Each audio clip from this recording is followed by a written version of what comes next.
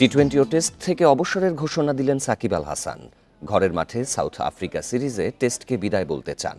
কানপুর টেস্টের আগে সংবাদ সম্মেলনে সিদ্ধান্তের কথা জানান টাইগার অলরাউন্ডার। তবে নানা চাপের কারণে দেশে ফিরে খেলায় নিরাপত্তার ঝুঁকি নিয়ে চিন্তিত সাকিব।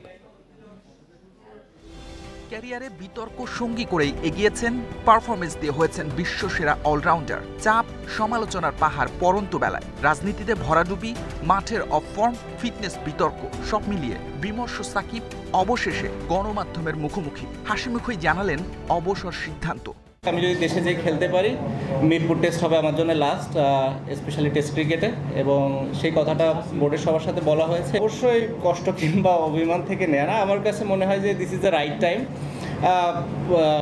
মুভ অন করার জন্য এবং নতুনদের আসার সুযোগ তৈরি করে দেওয়ার জন্য। এবছর টি-20 বিশ্বকাপই এই ফরম্যাটে সাকিবের শেষ ছিল। ঘরের মাঠে সাউথ আফ্রিকা সিরিজে খেলে টেস্টকেও বিদায় বলবেন। বোর্ডের সবার সাথে বলা হয়েছে এবং তারা এই বিষয়টা জানে, দেশে যে খুব ভালোভাবে খেলে অ্যাটলিস্ট টেস্ট ফরম্যাটটা ছাড়তে পারবে। অ্যাট দিস মোমেন্ট আমি নিজেকে অন্তত টি-20-তে দেখছি না।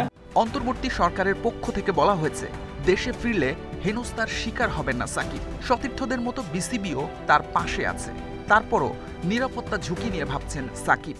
সেই কথাটা বোর্ডের সবার সাথে বলা হয়েছে এবং তারা এই বিষয়টা জানে এবং তারা চেষ্টা করছে যে কিভাবে এটাকে সুন্দরভাবে অ্যারেঞ্জ করা যায় এবং যাতে করে আমি যে খেলতেও পারি এবং নিরাপদ ফিল করি। অ্যাট দি সেম টাইম যখন দেশের বাইরে আসার দরকার হবে এবং দেশের বাইরে বের হতেও যেন আমার কোনো সমস্যা না হয়।